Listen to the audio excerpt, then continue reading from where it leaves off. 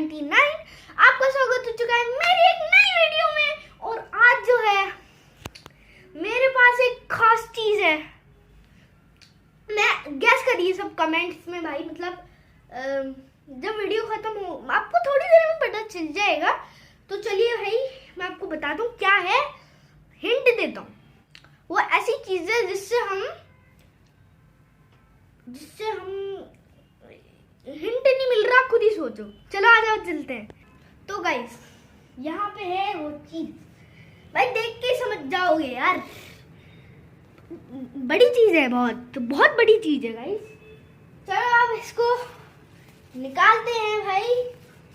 इन 1 2 3 गो।